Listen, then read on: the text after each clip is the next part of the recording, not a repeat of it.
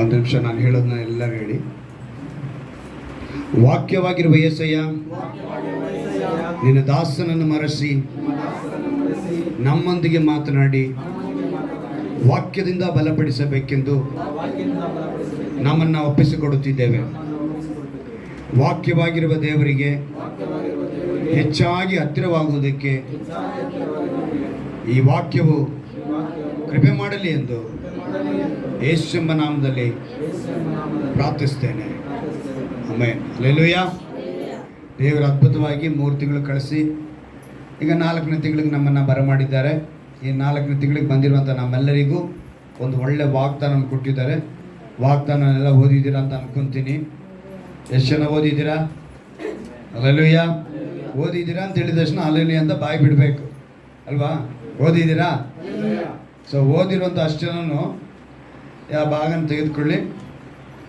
ಅದರಲ್ಲಿ ನಾನು ಕೊಟ್ಟಿರುವಂಥ ಮುಖ್ಯವಾದ ಅಂಶ, ಆತನು ನಮ್ಮಲ್ಲಿ ಒಬ್ಬನಿಗೂ ದೂರವಾದವನಲ್ಲ. ಅಪೊಸ್ತಲರ ಕೃತ್ಯಗಳು 17ನೇ ಅಧ್ಯಾಯದ 27ನೇ ವಾಕ್ಯದ ಆ ಕೊನೆಯ ಭಾಗವನ್ನು ದೇವರು ನಮಗೆ ಇವತ್ತು ತಿಳಿಯಪಡಿಸ್ತಿದ್ದಾರೆ. ಆತನು ನಮ್ಮಲ್ಲಿ ಒಬ್ಬನಿಗೂ ದೂರವಾದವನು ಅಲ್ಲ ಅಂತೇಳಿ ಬರೆಯಲ್ಪಟ್ಟಿದೆ. ಅಂದರೆ ಇವತ್ತು ಅನೇಕರ ಪ್ರಶ್ನೆ, ದೇವರು ನಮಗೆ ದೂರವಾಗಿದ್ದಾರಾ? ದೇವರು ನಮ್ಮನ್ನು ಬಿಟ್ಟು ಹೋಗಿದ್ದಾರಾ?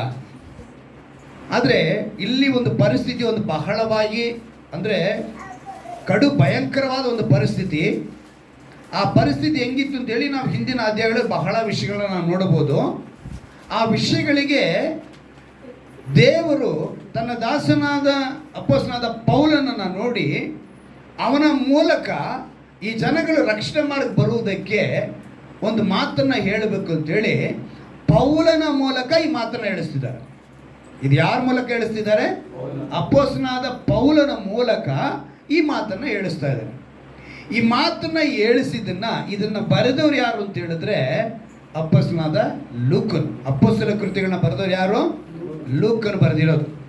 ಆ ಲೂಕನು ಬರೆದಿರುವಾಗ ದೇವರು ನನಗೆ ಈ ರೀತಿಯಾಗಿ ಹೇಳಿದ್ರು ಅಂತೇಳಿ ಅಪೊಸ್ತಲ ಪೌಲನು ಹೇಳಿದ್ನ ಅವ್ರು ಬರೆದಿದ್ದಾರೆ. ಅಂದರೆ ದೇವರು ಅವ್ರಿಗೆ ಏನು ಹೇಳಿದ್ರು ಅಂತ ಹೇಳಿದ್ರೆ, ಮೇಲ್ಗಡೆ ನಾವು ಗಮನಿಸಬೇಕು, ಒಂದು ವೇಳೆ ಅವರು ತಡವಾಡಿ ಕಂಡುಕೊಂಡಾರೇನೋ, ಏನಂತೆ?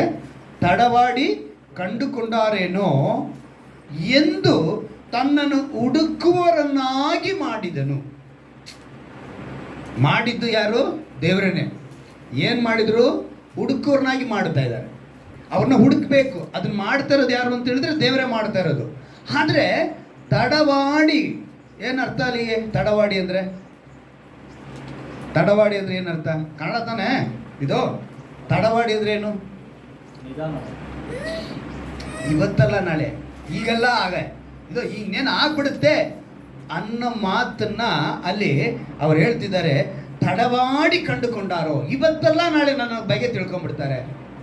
ನಾವು ಹೇಳ್ತೀವಿ ಕೆಲವರಿಗೆ, ನನ್ನ ಬಗ್ಗೆ ಇನ್ನೂ ಗೊತ್ತಿಲ್ವಾ ನಿನಗೆ?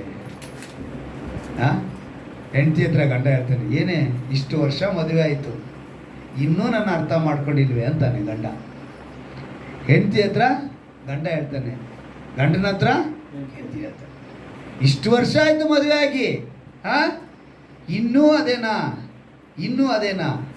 ದೇವರು ನಮ್ಮನ್ನು ಹುಡುಕಿ ಅದೇ ಮಾತನ್ನು ಹೇಳ್ತಿದ್ದಾರೆ. ಇವತ್ತು ಅವರಿಗೂ ನಮಗೆ ಒಂದು ಸಂಬಂಧ, ಗಂಡ ಹೆಂಡತಿ ಸಂಬಂಧ ಇಷ್ಟೇನಾ? ನೀವು ಹೆಂಗನ ತಿಳ್ಕೊಂಡ್ಬಿಡ್ತೀರಾ, ಹೇಗಾದ್ರೂ ಮಾಡಿ ತಿಳ್ಕೊಂಡ್ಬಿಡ್ತೀರಾ. ತಡವಾಡಿ ಅಂದರೆ ಈಗೆಲ್ಲ ಹಾಗೆ, ಇಂದಲ್ಲ ನಾಳೆ, ಈ ಕ್ಷಣ ಅಲ್ಲ ಆ ಕ್ಷಣ ಏನು ಮಾಡ್ತಾರೆ?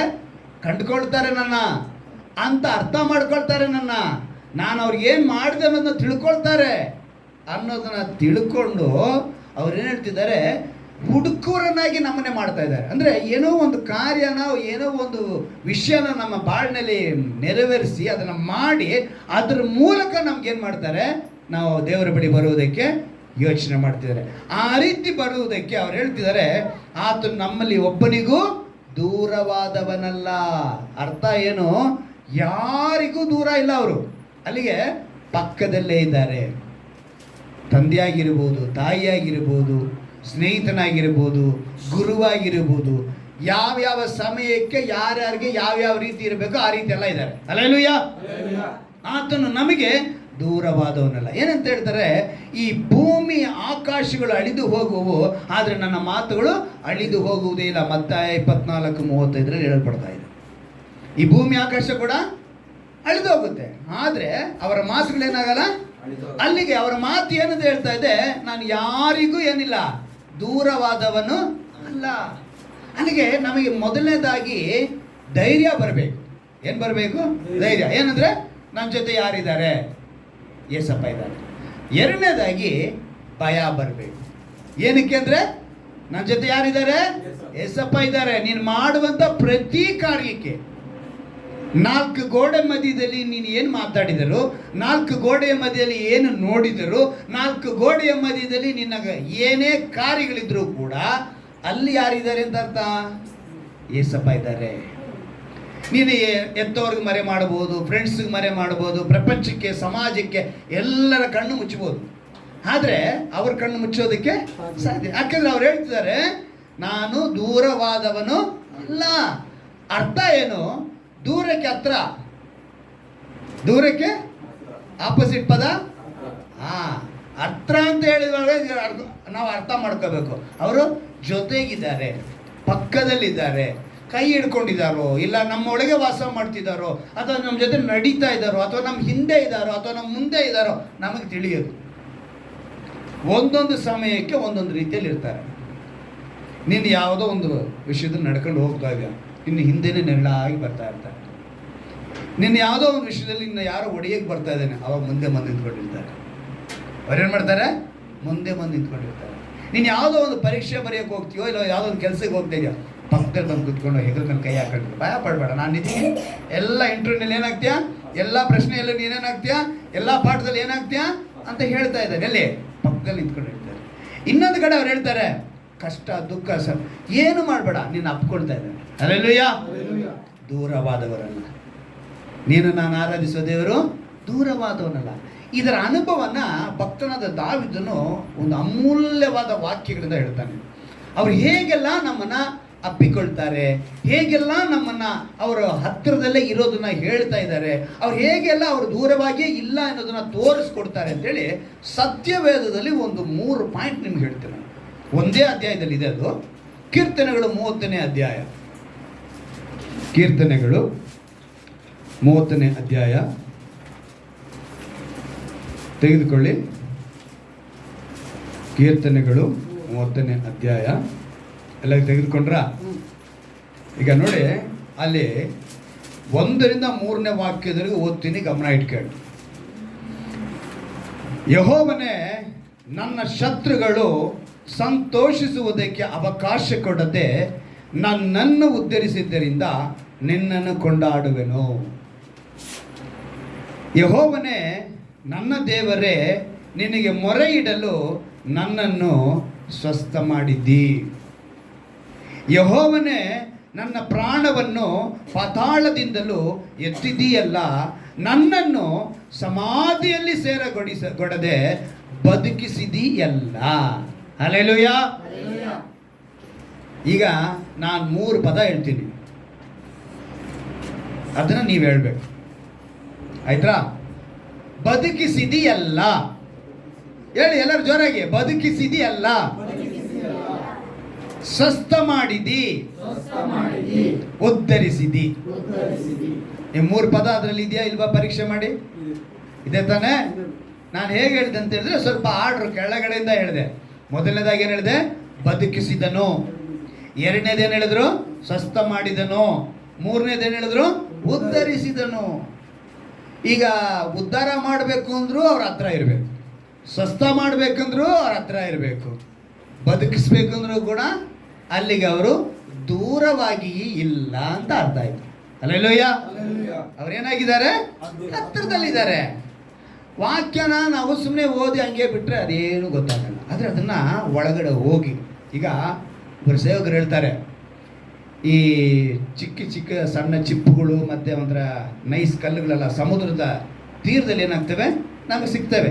ಈ ಚಿಕ್ಕ ಶಂಕೆ ಅಂತ ಮತ್ತು ಏನೇನೋ ಬರ್ತಾವಲ್ಲ, ಕಪ್ಪುಗಳ ಥರ ಏನೇನೋ ಬರ್ತವೆ, ನೈಸ್ ನೈಸ್ ಕಲ್ಲುಗಳೆಲ್ಲ, ನುಣುಪು ಕಲ್ಲುಗಳೆಲ್ಲ. ಇವೆಲ್ಲ ಸಿಗಬೇಕು ಅಂದರೆ ಏನು ಮಾಡ್ಬೋದು? ನಾವು ಸಮುದ್ರದ ತೀರದಲ್ಲೇ, ದಡದಲ್ಲೇ ಸಿಗ್ಬೋದು. ಆದರೆ ಮುತ್ತುಗಳು ಸಿಗಬೇಕಂದ್ರೆ ಎಲ್ಲಿ ಹೋಗ್ಬೇಕಂತೆ? ಒಳಗಡೆ ಆಳಕ್ಕೆ ಹೋಗ್ಬೇಕು. ಯಾವುದಕ್ಕೆ? ಮುತ್ತುಗಳು ಬೇಕಂದ್ರೆ. ಹಾಗೆ ನೀವು ಸತ್ಯವೇದದ ದಡದಲ್ಲೇ ನಿಂತ್ಕೊಂಡ್ರೆ ಚಿಕ್ಕ ಚಿಕ್ಕ ಸಣ್ಣ ಸಣ್ಣ ಕಲ್ಲುಗಳು ಮಾತ್ರ ಸಿಗೋದು.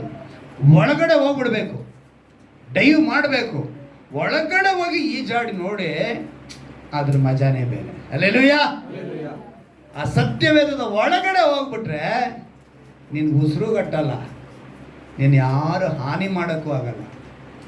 ನಂಬಿಕೆಯುಳ್ಳ ದೇವರು ಆಪ್ತರೆಂಬುವವರೇ ನಮಗೆ ಹಾನಿ ಮಾಡ ಬಂದರು. ಆ ಹಾಡು ಹಂಗೇನೆ, ಆಪ್ತರೆಂಬುವವರೇ ಹಾನಿ ಮಾಡ ಬಂದರು. ಏನಂತೆ? ಆಪ್ತರೆಂಬುವರು ನಮಗೇನು ಮಾಡ್ತಾರೆ? ಹಾನಿ ಮಾಡ ಬರ್ತಾರೆ. ಆದರೆ ನಂಬಿಕೆಯುಳ್ಳ ದೇವರು ನಮ್ಮ ಜೊತೆ ಇರ್ತಾರೆ. ನಂಬಿಕೆಯುಳ್ಳ ದೇವರು. ಅದಕ್ಕೇನೆ ಈ 3 ಪದಗಳನ್ನ ಅವರು ನಮಗೆ ಇವತ್ತು ತಿಳಿಯಪಡಿಸಿದ್ದಾರೆ. ಬದುಕಿಸಿದ್ದಾರೆ, ಸ್ವಸ್ಥ ಮಾಡಿದ್ದಾರೆ, ಉದ್ಧರಿಸಿದ್ದಾರೆ. ನಾವು ಒಳಗಡೆ ಹೋಗ್ಬಿಟ್ರೆ ಖಂಡಿತವಾಗಲು ಒಂದು ವಾಕ್ಯನ ನಿಮಗೆ ನೆನಪಿಗೆ ತರ್ತೀನಿ ನೋಡಿ. 27ನೇ ಅಧ್ಯಾಯ ಕೀರ್ತನೆಯಲ್ಲಿ 10ನೇ ವಾಕ್ಯ. ಕೀರ್ತನೆಗಳು 27 10ನೇ ವಾಕ್ಯ. ತಂದೆ ತಾಯಿಗಳು ನನ್ನನ್ನು ತೊರೆದು ಬಿಟ್ಟರೇನು, ಯೆಹೋವನು ನನ್ನನ್ನು ಸೇರಿಸಿಕೊಳ್ಳುವನು. Amen, hallelujah. ಯಾರು ಬೇಕಾದ್ರೂ ತೊರೆದ್ರು ಕೂಡ ಸೇರಿಸಿಕೊಳ್ಳೋರು ಯಾರಿದ್ದಾರೆ? ಯೆಹೋವ ದೇವರು, ತಂದೆಯಾದ ದೇವರು. ಅವ್ರು ಸೇರಿಸ್ಕೊಳ್ತಿದ್ದಾರೆ. ಅವ್ರು ಸೇರಿಸ್ಕೊಳ್ಳೋದ್ರಿಂದಾನೆ ನಮ್ಮ ಬಳಿ ಅವರು ಹತ್ತಿರಕ್ಕೆ ಇದ್ದಂತಾನೆ. ನೋಡಿ, ಇವತ್ತು ಮನುಷ್ಯ ಶಾರೀರಿಕವಾಗಿ ಕೆಲವು ಪ್ರಯೋಜನಗಳನ್ನ ಬಯಸಿ ದೇವರ ಬಳಿ ಬರೋದಕ್ಕೆ ಯೋಚನೆ ಮಾಡ್ತಾನೆ. ಸುಮಾರು ಸರಿ ನಾನು ಅದನ್ನು ಗಮನಿಸಿದ್ದೀನಿ. ಕೆಲವರಿಗೆ ರೇಷನ್ ಬೇಕು. ಏನು ಬೇಕು? ಅಕ್ಕಿ, ಬೇಳೆ ಇಂಥವು ಸಿಗ್ತಾವ ಅಲ್ವಾ? ಕೆಲವರು. ಇನ್ನು ಕೆಲವರು ನಮ್ಗೇನಾದ್ರು ಫೀಸ್ ಗೀಸ್ ಕಟ್ತಾರಾ, ಮಕ್ಕಳಿಗೆ ಸಹಾಯ ಮಾಡ್ತಾರಾ? ಇನ್ನು ಕೆಲವರು ಬಟ್ಟೆ ಗಿಟ್ಟೆ ಕೊಡ್ತಾರಾ, ಹಬ್ಬಕ್ಕೆ ಹುಣ್ಣಿಮೆ ಏನೋ ಬಂತು ಅಂದ್ರೆ ನಮ್ಗೇನಾದ್ರು ಕೊಡ್ತಾರಾ, ಇನ್ನು ಎಕ್ಸೆಟ್ರಾ ಅಂತ ಹೇಳ್ಕೊಂಡು ಹೋಗ್ಬೋದು. ಈ ರೀತಿಯಾದ ಒಂದು ಪ್ರಯೋಜನಕ್ಕಾಗಿಯೇ ದೇವರು ಹುಡುಕೋರು ಇದ್ದಾರೆ. ಇವು ಸಿಗಲಿಲ್ಲ ಅಂತ ಹೇಳಿ ತಿಳ್ಕೊಳ್ಳಿ, ದೇವ್ರು ಬೇಡ. ಏನು ಬೇಡ ಅವ್ರಿಗೆ? ದೇವ್ರು ಬೇಡ. ಇನ್ನು ಕೆಲವರು ಸ್ವಸ್ಥತೆಗೆ ಮಾತ್ರ ಬರ್ತಾರೆ, ಅದ್ಭುತಕ್ಕೆ ಮಾತ್ರ ಬರ್ತಾರೆ. ಇನ್ನೇನಕ್ಕೆ? ಅದ್ಭುತಕ್ಕೆ, ಸ್ವಸ್ಥತೆಗೆ, ಬಿಡುಗಡೆಗೆ ಬೇಕು. ಅಲ್ಲಿ ಹೋದೆ ತಾಯಿದ್ ಕಟ್ಟಿದೆ, ಆಗಲಿಲ್ಲ. ಇಲ್ಲಿ ಹೋದೆ ಕಿವಿನಲ್ಲಿ ಊದಿಸಿದೆ. ಏನಂತೆ? ಇದೊಂದು ಇದೆ ಗುಂಪು, ಕಿವಿಯಲ್ಲಿ ಊದ್ತಾರೆ. ನವಿಲ್ ಗರಿ ಇಟ್ಕೊಂಡು ಕಿವಿಯಲ್ಲಿ ಊದುವಂಥ ಒಂದು ಗುಂಪಿದೆ. ಹೆಸರುಗಳು ಹೇಳೋದು ಬೇಡ, ಹೆಸರುಗಳು ಹೇಳಿದ್ರೆ ಇಲ್ಲಿ ವಿದಂಡವಾದಗಳಾಗ್ಬಿಡ್ತಾರೆ. ಕೆಲವರು ತಾಯಿದ್ ಕಟ್ತಾರೆ. ಏನೂ ನಡೆದಿಲ್ಲ. ಅದಕ್ಕೆ ಇವಾಗ ಕೊನೆಯದಾಗಿ ಚರ್ಚಿಗೆ ಬಂದಿದ್ದೀವಿ. ಅಂದರೆ ಏನೂ ಇಲ್ಲ ಅಂತೇಳಿ ಇಲ್ಲಿಗೆ ನಾವು ಬಂದಿದ್ದು. ಒಂದು ಸ್ವಸ್ಥತೆ ಸಿಗುತ್ತಾ, ಇಲ್ಲ ಬಿಡುಗಡೆ ಸಿಗುತ್ತಾ, ಇಲ್ಲ ಅದ್ಭುತ ನಡೆಯುತ್ತಾ, ಈ ಪರೀಕ್ಷೆ ಮಾಡೋದಕ್ಕೆ ಕೆಲವರು ಒಂದು ಬರ್ತಾರೆ. ಹೊರತು ದೇವರೇ ಅವ್ರಿಗೇನು ಬೇಕಾಗಿಲ್ಲ. ಅವ್ರೇನು ಮಾಡ್ತಾರೆ? ಒಂದು ವೇಳೆ ಬಂದರೂ ಕೂಡ ಅದ್ಭುತ ಆಗಿದ ತಕ್ಷಣ ಹಂಗೆ ಹಿಂದೆ ಕೊಟ್ಟು ಹೋಗ್ತಾರೆ. ಅದ್ಭುತ ಬಂತು, 1,000 ರೂಪಾಯಿ ಕಾಣಿಕೆ ಹಾಕ್ಬಿಟ್ರೆ ಮುಗಿದೋಯ್ತು. ಇಷ್ಟೇ ಅವರ ಒಂದು ಬದುಕು. ಆದರೆ ದೇವರ ವಾಕ್ಯ ತಿಳಿಸುತ್ತೆ, ಬದುಕಿಸ್ತಿದ್ದಾರೆ, ಸ್ವಸ್ಥ ಮಾಡ್ತಿದ್ದಾರೆ, ಉದ್ಧರಿಸ್ತಾರೆ. ಅಂದರೆ ಈಗ ನಾವು ತಿಳ್ಕೋಬೇಕು, ಬದುಕಿಸಿದ್ದೀನಿ ಅಂತ ಹೇಳಿದ್ರೆ ಸತ್ತಿದ್ದೀವ ನಾವೆಲ್ಲ ಇವಾಗ? ಅಂದರೆ ಯಾವ ಬದುಕು ಕುರಿತು ಅವ್ರು ಹೇಳ್ತಿದ್ದಾರೆ ಇಲ್ಲಿ. ಕೀರ್ತನೆಗಾರನು ಹೇಳೋದಕ್ಕೆ ಕಾರಣ ಏನು? ನನ್ನನ್ನು ಸಮಾಧಿಯಲ್ಲಿ ಸೇರಗೊಡಗದೆ ಬದುಕಿಸಿದೆಯಲ್ಲ. ಆ ಬದುಕು ಯಾವುದು? ಆ ಬದುಕಿನ ನಾವು ತಿಳ್ಕೋಬೇಕು. ಸಾಮಾನ್ಯವಾಗಿ ನಾನು ಹಾಸ್ಪಿಟ್ಲಲ್ಲಿ ಈ ಮಾತನ್ನು ಕೇಳ್ತೀನಿ. ಏನಂತ ಹೇಳ್ತಾರೆ? ಎಷ್ಟು ದುಡ್ಡು ಖರ್ಚಾದರೂ ಪರವಾಗಿಲ್ಲ, ಬದುಕಿಸ್ಬಿಡಿ. ಏನಂತ ಹೇಳ್ತಾರೆ?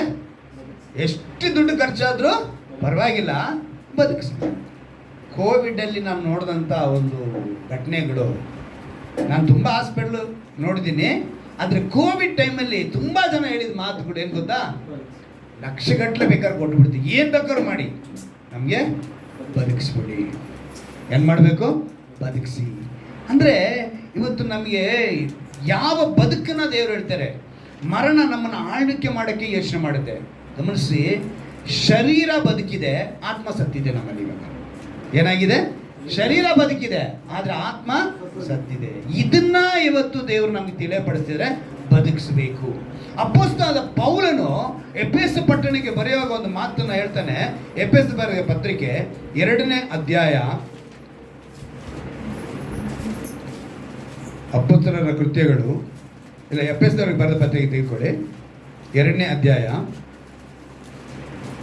1ನೇ ವಾಕ್ಯವನ್ನು ಗಮನಿಸುವಾಗ ಆತನು ಅಪರಾಧಗಳ ಮತ್ತು ಪಾಪಗಳ ದೆಸೆಯಿಂದ ಸತ್ತವರಾಗಿದ್ದ.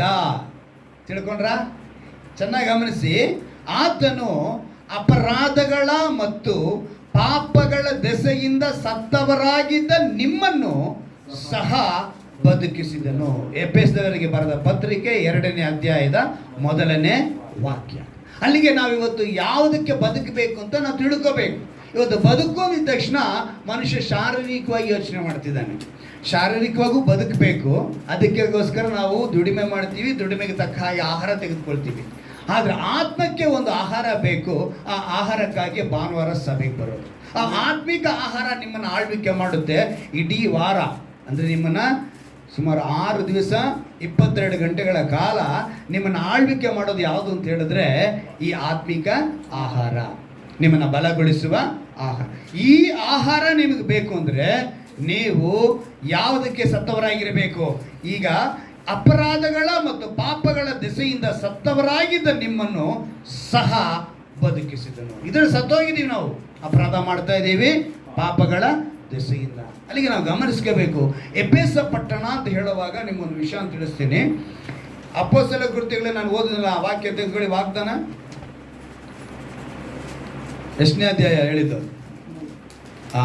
ಎಷ್ಟನೇ ವಾಕ್ಯ? ಪಟಾಪಟ್ ಅಂತ ಹೇಳಬೇಕು.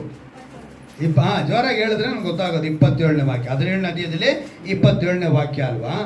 ಈ ಎಫೆಸ ಪಟ್ಟಣದ ಕುರಿತು ಹಿಂದ್ಗಡೆ 2-3 ಅಧ್ಯಾಯಗಳಲ್ಲಿ ತುಂಬ ವಿಷಯಗಳು ಬರೆಯಲ್ಪಟ್ಟಿದೆ. ಅದರಲ್ಲಿ ಕೆಲವೊಂದನ್ನು ನಿಮಗೆ ನಾನು ನೆನಪಿಗೆ ತಂದುಕೊಂಡು ಮುಂದೆ ಕೊಟ್ಟೋಗ್ತೀನಿ. ಯಾಕಂತ ಹೇಳಿದ್ರೆ ಇವತ್ತು ಮನುಷ್ಯ ಆ ವಿಷಯಗಳನ್ನ ತಿಳಿದುಕೊಳ್ಳದಿರನೇ ಬದುಕ್ತಾ ಇದ್ದಾನೆ. ಇಲ್ಲಿ ಚೆನ್ನಾಗಿ ಗಮನಿಸಿ ಒಂದು ವಿಷಯ. 19ನೇ ಅಧ್ಯಾಯದಲ್ಲಿ 26ನೇ ವಾಕ್ಯವನ್ನು ನಿಮಗೆ ನಾನು ಓದ್ತೀನಿ, ಗಮನ ಇಟ್ಟು ಕೇಳಿ.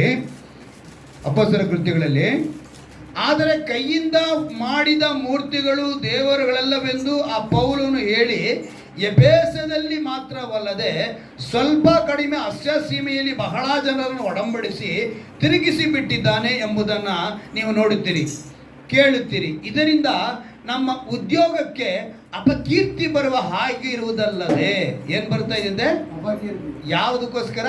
ಉದ್ಯೋಗಕ್ಕೆ. ಅಂದರೆ ಈಗ ಅಪೊಸ್ತಲನಾದ ಪೌಲನು ಸತ್ಯವನ್ನು ಹೇಳ್ತಾ ಇದ್ದಾನೆ. ನಿಜ ದೇವರ ಕುರಿತು ಅವನು ಹೇಳ್ತಾ ಇದ್ದಾನೆ. ಆ ನಿಜ ದೇವರನ್ನ ಹೇಳುವಾಗಲೇ ಅಥೇನೆಯ ಪಟ್ಟಣಕ್ಕೆ ಹೇಳಿದ್ದು ಯಾವ ಮಾತು? ವಾಗ್ದಾನದ, ನೀವು ನೋಡಿದ್ರಲ್ಲ 17ನೇ ಅಧ್ಯಾಯ, ಅದು ಅಥೇನೆಯ ಪಟ್ಟಣದಿಂದ ಇರುವಂಥ ಜನಗಳಿಗೆ ಹೇಳ್ಕೊಂಡು ಬಂದರು.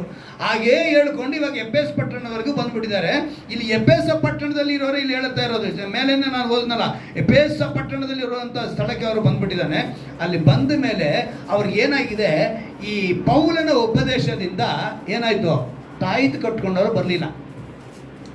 ಯಾರು ಬರಲಿಲ್ಲ? ಅವ್ರು ಬರಲಿಲ್ಲ. ಊಲ್ತಾ ಇದ್ರಲ್ಲ, ಇವರು ಕೂಡ ಅವ್ರ ಹತ್ರ ಬರಲಿಲ್ಲ. ಯಾಕಂತ ಹೇಳಿದ್ರೆ ಇವ್ರ ಬಿಸ್ನೆಸ್ ಹಾಳಾಗೋಯ್ತು. ಇವಾಗ ಇದಕ್ಕೆ ಮುಂಚೆ ಏನಾಗೋಯ್ತು? ಏನೋ ಗಾಳಿ ಸೋಕ್ತಂತೆ. ಏನಂತೆ? ಗಾಳಿ 3 ರಸ್ತೆಯಲ್ಲಿ ಹೋಗ್ತಾ ಇದ್ರಂತೆ, ಹಂಗೆ ಎಡವಿ ಬಿದ್ರಂತೆ. ಅಲ್ಲಿ ಏನೋ ಆಗ್ಬಿಟ್ಟೈತೆ ಅಂತೇಳಿ ಅಲ್ಲಿ ಹೋಗಿ ಏನು ಮಾಡ್ಕೊತಾರೆ? ತಾಯ್ತು ಕಟ್ಕೊತಾರೆ. ಇನ್ನೊಂದು ಕಡೆ ಹೋಗಿ ಕಿವಿಯಲ್ಲಿ ಊದಿಸ್ಕೊತಾರೆ.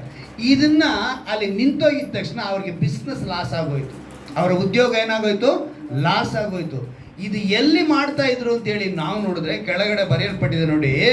ಉದ್ಯೋಗಕ್ಕೆ ಅಪಕೀರ್ತಿ ಬರುವ ಹಾಗಿರುವುದಲ್ಲದೆ ಅರ್ತೆಮಿ ಮಹಾದೇವಿಯ ದೇವಸ್ಥಾನವು ಗಣನೆಗೆ ಬಾರದೆ ಹೋಗುವ ಹಾಗೆಯೂ ಎಲ್ಲ ಅಸ್ಯ ಸೀಮೆಯ ಲೋಕವು ಪೂಜಿಸುವ ಈ ದೇವಿಯ ವೈಭವಕ್ಕೆ ಹಾನಿ ಬರುವ ಹಾಗೆಯೂ ಗಂಡಾಂತರ ಉಂಡೆಂದು ಹೇಳಿದನು. ಯಾವುದಕ್ಕೆ ಗಂಡಾಂತರ ಆಗೋಯ್ತಂತೆ?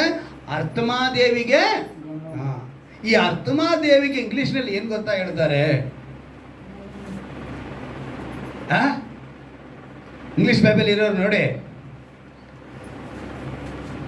ಅಪೊಸ್ತಲ ಕೃತ್ಯಗಳು 19ನೇ ಅಧ್ಯಾಯದಲ್ಲಿ 27ನೇ ವಾಕ್ಯದಲ್ಲಿ ಗೊತ್ತಾ? ಡಯಾನ ಅಂತ ಹೇಳಲ್ಪಟ್ಟಿದೆ. ಏನಂತೆ? ಇವತ್ತು ಡಯಾನ ಅಂದ್ರೆ ಎಲ್ಲ ಕ್ರಿಶ್ಚಿಯನ್ ಹೆಸರು ಅಂತ ಅಂದ್ಕೊಂಡಿದ್ದಾರೆ. ಏನಂತೆ? ಡಯಾನ ಅಂದ್ರೆ ಡಯಾನ ಕ್ರಿಶ್ಚಿಯನ್ ಹೆಸರಲ್ಲ, ಅದು ಒಂದು ಅನ್ಯ ದೇವಿಯ ಹೆಸರು. ಇಂಗ್ಲಿಷ್ನಲ್ಲಿ ಅದನ್ನ ಡಯಾನ ಅಂತಾರೆ, ಕನ್ನಡದಲ್ಲಿ ಅರ್ತಮಾ ದೇವಿ. ಈ ವಿಗ್ರಹ ಆರಾಧನೆಯಲ್ಲಿ ಅವರು ಇದ್ದ ನಿಮಿತ್ತ ಎಫೆಸ ಪಟ್ಟಣದ ಜನರು ಅಪರಾಧಗಳಿಂದಲೂ ಪಾಪಗಳಿಂದಲೂ ಸತ್ತವರಾಗಿದ್ದರು. ಅವರು ಕ್ರಿಸ್ತನಲ್ಲಿ ಬದುಕಿಸಲ್ಪಟ್ಟರು. ಇವತ್ತು ನೀನು ನಾನು ಇದೇ ರೀತಿಯಾಗಿ ವಿಗ್ರಹಾರಾಧನೆಯಲ್ಲಿ ಬಿದ್ದಿದ್ರೆ ನಾವು ಪಾಪದ ಪಾಲಿಗೆ ಏನಾಗಿರಬೇಕು? ಅಪರಾಧಗಳ ನಿಮಿತ್ತ ಸತ್ತವರಾಗಿರ್ತೀವಿ. ಈಗ ಕ್ರಿಸ್ತನಿಂದ ನಾವೇನಾಗಬೇಕು? ಬದುಕಿಸಲ್ಪಡಬೇಕು. ನೀವು ಅಪೊಸ್ತಲರ ಕೃತ್ಯಗಳು ಮತ್ತು ಎಫೆಸ ಪಟ್ಟಣ ಕುರಿತು ಎಲ್ಲವನ್ನೂ ಅದರಲ್ಲಿ ಬರೆಯಲ್ಪಟ್ಟಿದೆ. ಅದಕ್ಕೇ ದೇವರು ಇವತ್ತು ವಾಗ್ದಾನ ಮಾಡಿ ಹೇಳಿದ್ರೆ ಇವರು ತಡವಾಡಿ ಆದರೂ ಕಂಡುಕೊಂಡು ಬಿಡ್ತಾರೆ. ಇವತ್ತಲ್ಲ ನಾಳೆ, ಈ ಕ್ಷಣವಲ್ಲ ಆ ಕ್ಷಣ ತೆಗೆದುಕೊಂಡ್ಬಿಡ್ತಾರೆ. ನಾನು ಒಬ್ಬರಿಗೂ ದೂರವಾದ, ನಾನು ಯಾರಿಗೂ ದೂರ ಇಲ್ಲ, ಹತ್ತಿರದಲ್ಲೇ ಇದ್ದೀನಿ ಅಂತ ಮಾತು ಕೊಟ್ಟವ್ರು ಹೇಳಿದ್ರು. ಒಂದು ವೇಳೆ ತಡವಾಡಿ ಅಂದರೆ ಕಾಯ್ತಾ ಇದ್ದಾರೆ, ಇವತ್ತಲ್ಲ ನಾಳೆ ಬಂದುಬಿಡ್ತಾರೆ ಅನ್ನೋ ಒಂದು ಉದ್ದೇಶದಲ್ಲಿ ಅವ್ರೇನು ಮಾಡ್ತಿದ್ದಾರೆ? ನಮ್ಮ ಜೊತೆಯಲ್ಲಿದ್ದಾರೆ. ಆ ಎಫೆಸ ಬರೆದ ಪತ್ರಿಕೆ 2ನೇ ಅಧ್ಯಾಯದಲ್ಲಿ ಆ 3-4ನೇ ವಾಕ್ಯವನ್ನು ಗಮನಿಸುವಾಗ ನಾವೆಲ್ಲರೂ ಪೂರ್ವದಲ್ಲಿ ಅವಿಧೇಯರಾಗಿದ್ದು, ಏನಂತೆ? ನಾವೆಲ್ಲರೂ ಪೂರ್ವದಲ್ಲಿ ಏನಾಗಿದ್ವಿ? ಅವಿಧೇಯರಾಗಿದ್ದು. ನೆಕ್ಸ್ಟ್ ಹೇಳ್ತಾರೆ, ಶರೀರ ಭಾವದ ಆಶೆಗಳಿಗೆ ಅಧೀನರಾಗಿ ಶರೀರಕ್ಕೂ ಮನಸ್ಸಿಗೂ ಸಂಬಂಧಪಟ್ಟ ಇಚ್ಛೆಗಳನ್ನು ನೆರವೇರಿಸುತ್ತಾ ನಡೆದು ಮಿಕ್ಕಾದವರಂತೆ ಸ್ವಭಾವ ಸಿದ್ಧವಾಗಿ ದೇವರ ಕೋಪಕ್ಕೆ ಗುರಿಯಾಗಿದ್ದೆವು. ಇವರು ಏನಾಗಿದ್ರು? ಶರೀರದ ಆಸೆಗಳಿಗೆ, ಶರೀರ ಸ್ವಭಾವಕ್ಕೆ ಏನಾಗ್ಬಿಟ್ರು? ಇವರು ಅಧೀನರಾಗೋದ್ರು. ಈ ಶರೀರ ಹೇಳುತ್ತನ್ನ ಮಾಡೋಕ್ಕೆ ಆಗ್ಬಿಟ್ರು. ಆ ರೀತಿ ಆಗಿದ್ದ ನಿಮಿತ್ತ ಆದರೆ ಕರುಣಾನಿಧಿಯಾಗಿರುವ ದೇವರು ನಮ್ಮ ಮೇಲೆ ಮಹಾಪ್ರೀತಿಯನ್ನಿಟ್ಟು ಅಪರಾಧಗಳ ದೆಸೆಯಿಂದ ಸತ್ತವರಾಗಿದ್ದ ನಮ್ಮನ್ನು ಕ್ರಿಸ್ತನೊಂದಿಗೆ ಬದುಕಿಸಿದನು. ನೆಕ್ಸ್ಟ್ ಬ್ರಾಕೆಟ್ ಅಲ್ಲಿ ಹಾಕಿದ್ರೆ ನೋಡಿ, ಕೃಪೆಯಿಂದಲೇ ರಕ್ಷಣೆ ಹೊಂದಿದವರಾಗಿದ್ದೀವಿ. ಹಲ್ಲೆಲೂಯಾ. ನಾವು ಕೃಪೆಯಿಂದ ರಕ್ಷಣೆ ಹೊಂದಿದ್ದೀವಿ. ದೇವರು ನಮಗೆ ಕೃಪೆ ತೋರಿಸಿದ್ದಾರೆ. ನಾವು ಮಾಡಿದ ಪುಣ್ಯನೋ, ನಾವು ಮಾಡಿದಂಥ ಈ ಚರ್ಚಿಗೆ ಬರೋದಿಂದನೋ, ಅಥವಾ ನಾವೇನು ಮಾಡ್ತಾ ಇದ್ವಿ ಕ್ರಿಶ್ಚಿಯನ್ ಹೆಸರು ಇಟ್ಕೊಂಡಿದ್ದನೋ ಅದರಿಂದ ನಮ್ಗೆ ರಕ್ಷಣೆ ಸಿಗಲ್ಲ. ದೇವರು ನಮಗೆ ಕೃಪೆ ಅನುಗ್ರಹಿಸಿದ್ದಾರೆ. ನಾವು ತಡವಾಡಿ ಆದರೆ ಕಂಡುಕೊಳ್ತೀವಿ, ಅವ್ರು ದೂರವಾಗಿಲ್ಲ. ನಮಗೆ ರಕ್ಷಣೆ ಕೊಡೋದಕ್ಕೆ ಅವರು ಹತ್ತಿರ ಇದ್ದಾರೆ. ನಾವು ತಿಳ್ಕೋಬೇಕು. ಇದನ್ನು ತಿಳ್ಕೊಂಡ್ರೆ ಪಾಪವು ಕೊಡುವ ಸಂಬಳ ಏನು ಗೊತ್ತಾ? ಮರಣ. ವಾಕ್ಯ ಹೇಳಲ್ಪಟ್ಟಿದೆ ಅಲ್ವಾ?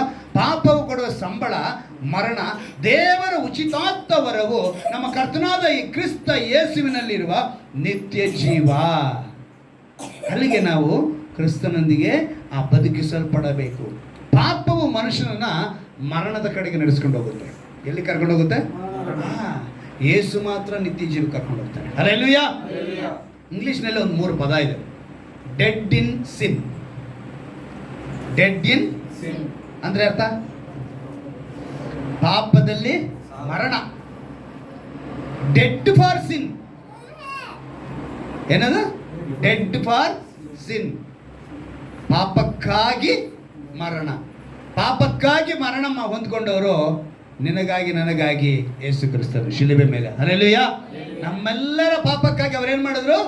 ಬಲಿಯಾದರು, ಮರಣವನ್ನ ಹೊಂದಿಕೊಂಡ್ರು. ಬೇರೆ ಯಾರು ನಮಗೋಸ್ಕರ ಬಲಿ ಆಗಲಿಲ್ಲ.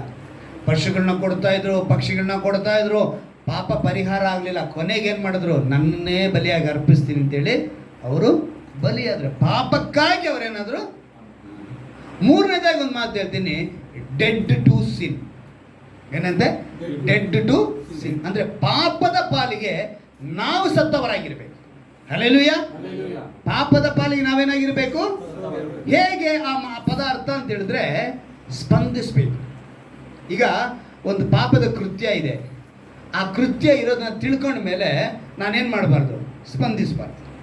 ಉದಾಹರಣೆ, ಒಬ್ಬರು ಸತ್ತೋಗಿದ್ದಾರೆ, ಶವ ಮಲಗಿಸಿದ್ದೀವಿ, ಅವ್ರ ಹತ್ರ ಹೋಗಿ ಬಿರಿಯಾನಿ ಕೊಟ್ಟು ತಿನ್ನು ಅಂದರೆ ತಿಂತಾರ?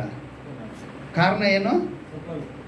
ಸ್ಪಂದಿಸಕ್ಕೆ ಅವ್ರಿಗೇನಿಲ್ಲ, ಜೀವ ಇಲ್ಲ, ಮನಸ್ಸಲ್ಲ, ಜೀವ ಇಲ್ಲ, ಅವರು ಸತ್ತೋಗಿದ್ದಾರೆ. ಹಾಗೆ ಪಾಪವೆಂಬುದು ನಮ್ಮ ಹತ್ರ ಬಂದಾಗ ನಾವು ಸತ್ತವರಾಗಿದ್ದೇವೆ. ಹಲ್ಲೆಲೂಯಾ. ಅದಕ್ಕೆ ಹೇಳಿದ್ದು ಪಾಪದ ಪಾಲಿಗೆ ನಾವು ಸತ್ತವರಾಗಿ. ದೇವರ ಅದ್ಭುತವಾದ ಮಾತನ್ನು ಹೇಳ್ತಿದ್ದಾರೆ. ನಾವು ಸತ್ತವರಂತೆ ಆಗುವುದು ಯಾವುದಕ್ಕೆ ಅಂದರೆ ಪಾಪದ ಪಾಲಿಗೆ, ನಿತ್ಯ ಜೀವಕ್ಕೆ ಸೇರುವುದಕ್ಕಾಗಿ. ಪ್ರಕಟಣೆಯಲ್ಲಿ ಒಂದು ಮಾತು ಬರೆಯಲ್ಪಟ್ಟಿದೆ. 3ನೇ ಅಧ್ಯಾಯದಲ್ಲಿ ಒಂದು ಮಾತು, ಸಾರ್ದಿಸ್ ಸಭೆಗೆ ಒಂದು ಮಾತು ಬರೀತಾರೆ ದೇವರು.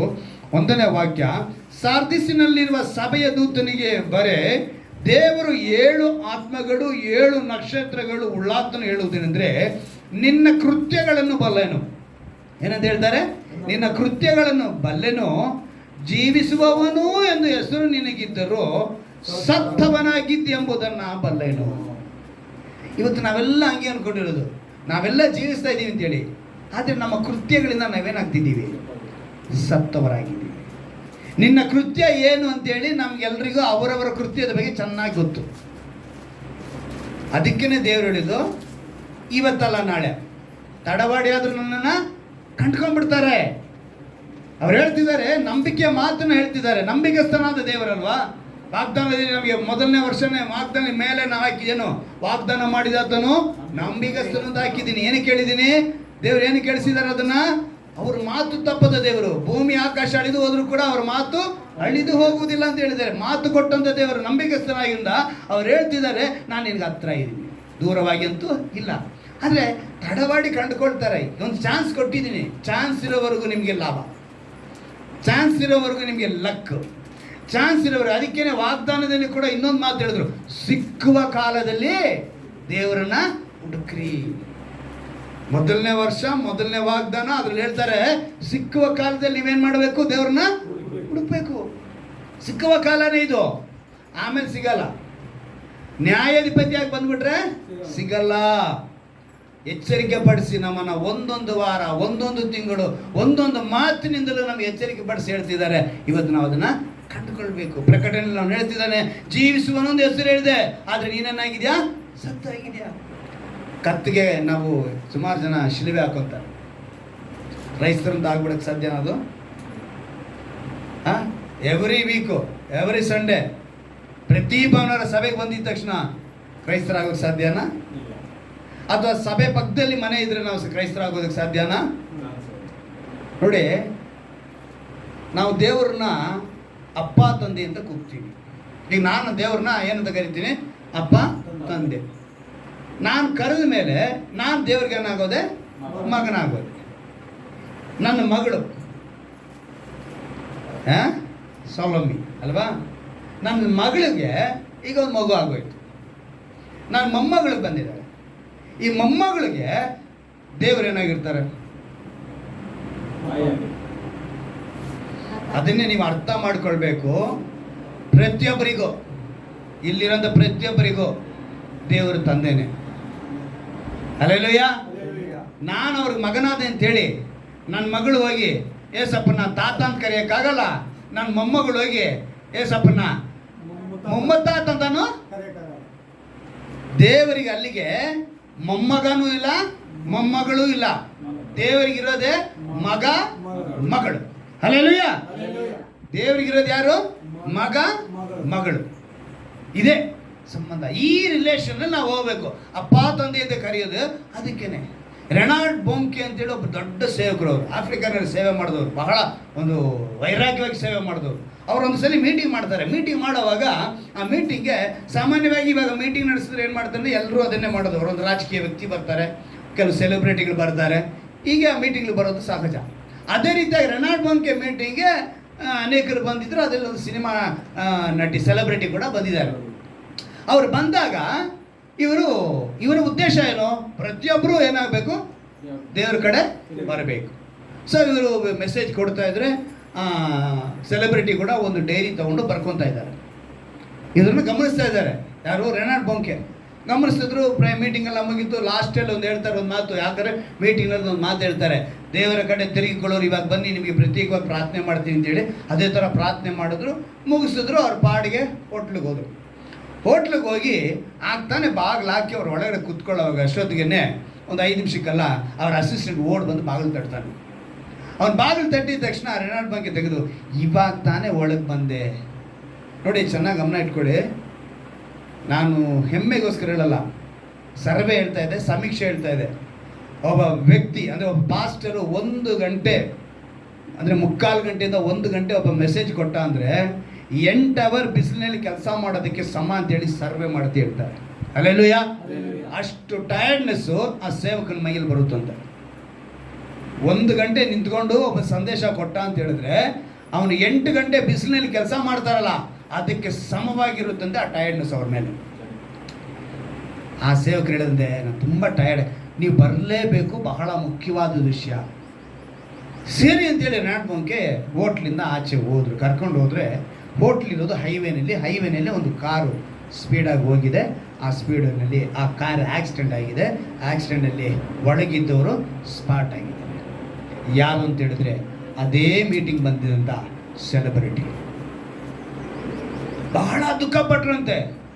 ದುಃಖಪಟ್ಟು ಒಳಗಡೆ ಹೋಗಿ ಏನೇ ಇದು ದೇವ್ರೆ, ಈ ಥರ ಆಗೋಯ್ತೆ, ಮೀಟಿಂಗ್ ಬಂದವರು ಈ ಥರನ ಸಾವು ಬರೋದು ಅಂಥೇಳಿ ಇವರಿಗೆ ಒಂದು ಗಮನಕ್ಕೆ ಬಂತು. ಆಕೆ ಡೈರಿಯಲ್ಲಿ ಏನೋ ಬರ್ತಿದ್ಲಲ್ಲ, ಆ ಡೈರಿ ಹುಡುಕಿ ಅಂತೇಳಿ ಆ ಡೈರಿನ ಹುಡುಕಿಸಿ ಆ ಡೈರಿ ತೆಗೆದು ನೋಡಿದ್ರೆ ಅದರಲ್ಲಿ ಬರೆದಿದ್ದಾಳೆ. ಆಕೆ ಏನಂತ ಬರೆದಿದ್ರೆ, ನನಗೆ ಇವಾಗ ರಕ್ಷಣೆ ಹೊಂದುವುದಕ್ಕೆ ಮನಸ್ಸಿಲ್ಲ, ಇನ್ನೊಂದು ದಿವಸ ನಾನು ರಕ್ಷಣೆ ಹೊಂದೋದಕ್ಕೆ ಸಿದ್ಧವಾಗುತ್ತೇನೆ ಅಂತೇಳಿ ಬರೆದಿದ್ದಾಳೆ. ಆದರೆ ಅವಳ ದುರಾದೃಷ್ಟ, ಅವಳು ಇನ್ನೊಂದು ದಿವಸ ಕಾಣಲೇ ಇಲ್ಲ. ಕಾಣಲೇ ಇಲ್ಲ, ನೋಡೋಕ್ಕೆ ಆಗಲಿಲ್ಲ. ಕಾರಣ ಏನು? ಸಿಕ್ಕುವ ಕಾಲ, ಸಮಯ. ಇವತ್ತು ನಿನಗೆ ದೇವರು ಹೇಳ್ತಿದ್ದಾರೆ, ತಡವಾಡಿ ಆದರೂ ಕಂಡುಕೊಂಡಾರೇನು? ನಿಮ್ಮಲ್ಲಿ ಇನ್ನೂ ಯಥಾರ್ಥತೆನ ದೇವರು ಬಯಸ್ತಿದ್ದಾರೆ, ನಿಮ್ಮಲ್ಲಿ ಇನ್ನೂ ಸತ್ಯನ ದೇವರು ಬಯಸ್ತಿದ್ದಾರೆ, ನೀವಿನ್ನೂ ಸಂಪೂರ್ಣವಾಗಿ ದೇವರ ಬಳಿಗೆ ಬರಬೇಕು ಅಂತ ಬಯಸ್ತಿದ್ದಾರೆ. ನಿಮ್ಮಲ್ಲಿರುವಂಥ ಎಲ್ಲ ಕಲ್ಮಶವನ್ನು ತೆಗೆದು ನೀವೇನಾಗಬೇಕು? ಸಂಪೂರ್ಣವಾದ ರಕ್ಷಣೆಗೆ ಬರಬೇಕು. ನಾನೇನೆ ಕ್ರೈಸ್ತ ಕುಟುಂಬದಲ್ಲಿ ಹುಟ್ಟಿ ಮುತ್ತಾತ ಇವರನ್ನೆಲ್ಲ ಬಿಷಪ್ಗಳು ರೆವರೆಂಡ್ಗಳು ಹೇಳುವಂಥ ನಾನು ರಕ್ಷಣೆ ಅನುಭವ ಪಡೆದುಕೊಂಡಿದ್ದು ಯಾವಾಗ ಅಂತ ಹೇಳಿದ್ರೆ 35 ವಯಸ್ಸಿಗೆ. ಯಾವಾಗ? 35 ವಯಸ್ಸಿಗೆ ನಾನು ನಿಜವಾದ ರಕ್ಷಣೆ ಅಂದರೆ ಏನು ಅಂತ ತಿಳ್ಕೊಂಡೆ. ಕ್ರೈಸ್ತರಾಗಿ ಹುಟ್ಟಿದ ತಕ್ಷಣ, ಮೋಸಸ್ ಅಂತ ಹೆಸರಿಸ್ಕೊಂಡಿದ್ದ ತಕ್ಷಣ ನಾನೇನಕ್ಕೆ ಸಾಧ್ಯ ಇಲ್ಲ? ಕ್ರೈಸ್ತನಾಗೋದಕ್ಕೆ ಸಾಧ್ಯವಿಲ್ಲ. ಆದರೆ ರಕ್ಷಣೆ ಎಂಬುದು ಒಂದು ಅನುಭವ. ಅದನ್ನೇ ಬದುಕಿಸಿದನು. ಏನು ಮಾಡಿದ್ರು ಅವರು? ಬದುಕಿಸಿದ್ರು. ಕೀರ್ತನೆಗಾರನ ಅದನ್ನ ಹೇಳ್ತಾನೆ, ಏನಂತೆ? ಬದುಕಿಸಿದನು. ಎರಡನೇ ಮಾತು ನಾವು ನೋಡಿದ್ವಿ, ಸ್ವಸ್ಥ ಮಾಡಿದನು ಅಂತ ನಾವು ನೋಡ್ತೀವಲ್ಲ. ಕೀರ್ತನೆ 32 ನೋಡಿದ್ವಿ, ಏನಂತೇಳಿ? ಸ್ವಸ್ಥ ಮಾಡಿದನು. ವಿಮೋಚನೆ ಕಾಂಡ 15-26 ಹೇಳಿದ್ರೆ, ಐಗುಪ್ತದಲ್ಲಿ ಬರಗೊಡಿಸಿದಂಥ ಆ ಒಂದು ಕಾಯಿಲೆಗಳು, ರೋಗವು ಕೂಡ ಇನ್ನು ಮುಂದೆ ನಿಮಗೆ ಬರಲ್ಲ, ನಾನೇ ನಿಮಗೆ ಯೆಹೋವ ರಾಫ, ಆರೋಗ್ಯದಾಯಕನು ಅಂತೇಳಿ ಮಾತು ಕೊಡ್ತಾರೆ ಅಲ್ವಾ? ಇವತ್ತು ಈ ಸ್ವಸ್ಥತೆ ಅನ್ನೋದು ನಮ್ಮ ಬುದ್ಧಿಗೆ ಮೊದಲನೇದಾಗಿ ಬರಬೇಕು. ಏನಕ್ಕೆ ಬರಬೇಕು? ಬುದ್ಧಿಗೆ ಬರಬೇಕು. ನೆಕ್ಸ್ಟು ಶರೀರಕ್ಕೆ ಬರಬೇಕು. ದೇವರು ಎರಡಕ್ಕೂ ಕೊಡ್ತಾರೆ, ಬುದ್ಧಿಗೂ ಕೊಡ್ತಾರೆ, ಶರೀರಕ್ಕೂ ಸ್ವಸ್ಥತೆ ಕೊಡ್ತಾರೆ. ಆದರೆ ಇಂದು ಕೆಲವು ಸೇವೆಗಳು ಬಂದಿದೆ. ಹೆಂಗೆ ಬಂದಿದೆ ಗೊತ್ತಾ? ಇವಾಗೆಲ್ಲ ಸ್ವಸ್ಥತೆ ಅನ್ನೋದಿಲ್ಲ ರೀ, ಅದು ಏಸಪ್ಪನ ಕಾಲಿಗೆ ಮುಗಿದೋಯ್ತು. ಇವಾಗ ಸ್ವಸ್ಥತೆ ಅನ್ನೋದೆಲ್ಲ ಇಲ್ಲ, ಇದೆಲ್ಲ ನಾಟಕಗಳು. ಇವರು ಸುಮ್ಮನೆ ದೇವರು ಆ ರೀತಿ ಸತ್ಯವಿದ್ದಲ್ಲಿ ಹೇಳಲೇ ಇಲ್ಲ. ಆದರೆ ಏನು ಮಾಡ್ತಾ ಇದ್ದ ಸೇವೆ, ಕೆಲವು ಸ್ವಸ್ಥತೆನೇ ಇಲ್ಲ ಅಂತ ಬೋಧನೆ ಮಾಡ್ತಾ ಇದೆ. ಇನ್ನು ಕೆಲವು ಸೇವೆಗಳಿದೆ. ಹೆಂಗಂತ ಗೊತ್ತಾ?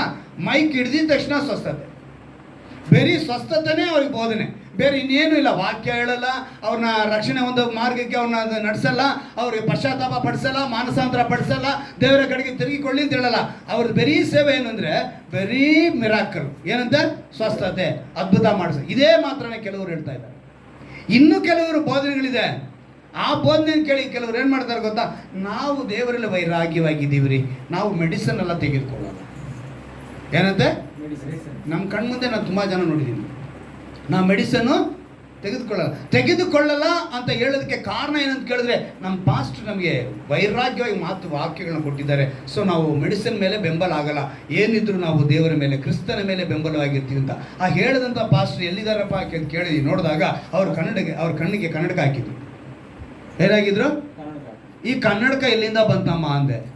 ಡಾಕ್ಟರ್ ಕೊಟ್ಟಿದ್ದೆ. ಅದೊಂಥರ ಮೆಡಿಸಿನ್ ಅಲ್ವಾ? ಆದರೆ ಸೇವಕರು ಇವತ್ತು ಮುಂದೆ ಇರುವಂಥ ವಿಶ್ವಾಸಿಗಳನ್ನ ವಾಕ್ಯದ ಕಡೆ ನಡೆಸ್ತಾ ಇಲ್ಲ, ತಮ್ಮ ಕಡೆ ನಡೆಸ್ಕೊಳ್ಳೋದಕ್ಕೆ ಏನಾದರೂ ಒಂದು ಬೋಧನೆ ಮಾಡಿ ಅವ್ರನ್ನ ಹಳ್ಳಕ್ಕೆ ತಳ್ಳುವಂಥವರಾಗಿದ್ದಾರೆ ಇವತ್ತಿನ ಕುರುಬರುಗಳು.